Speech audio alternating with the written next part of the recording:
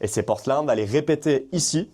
Voilà, ici, tu as l'entrée de la chambre. Et pareil, pour pouvoir fermer la chambre, faire une petite chambre cosy si madame veut dormir et monsieur être dans son salon tranquille. Porte aussi en persienne, mais celle-ci, pas qui s'ouvre. Tu sais, les systèmes, hop, qui se rabattent comme ça. Donc en fait, là, ici, ça va faire hop, clac, elles vont venir se rabattre ici. Voilà. Mais exactement la même chose que là, moi, ça aura vraiment de la gueule, que tu peux laisser ouvert aussi. Et après, tu tombes dans la magnifique chambre suite parentale, où en fait, bah là, tu peux venir voir.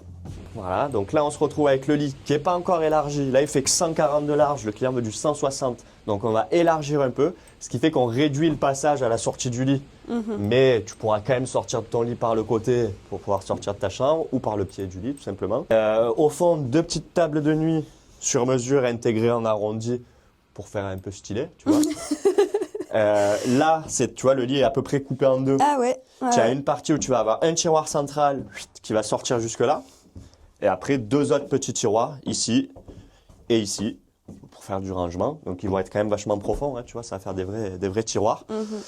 Et là, la partie où je suis moi, tu vois, il y a une trappe là. Ouais. Ben ça va C'est être le un coffre. grand tiroir, D'accord. coffre, soute, tout simplement. Voilà. C'est qu'on a prévu plein de petits détails, mais on va mettre des ventilos au mur, normalement un peu stylés. À confirmer avec le client, mais normalement, ça devrait se faire. Au pire, on aura prévu les prises. Parce que vu qu'il n'y a pas de clim, il ne faut pas avoir trop chaud l'été.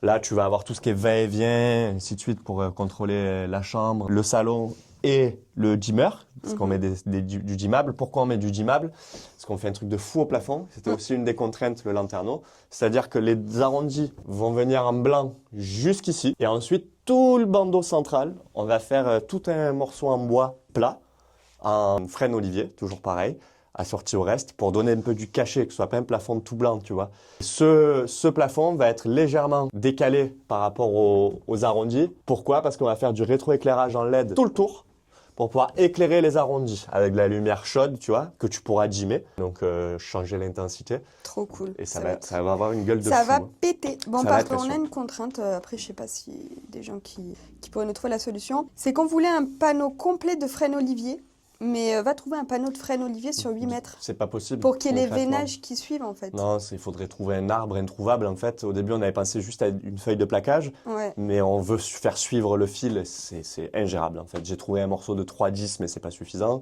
Donc, au final, on a trouvé une autre option, c'est que nous, nos panneaux d'Epic Ply qui sont en 15 mm et en frêne olivier, ils sont quand même assez structurés, dans le sens où le veinage est assez linéaire.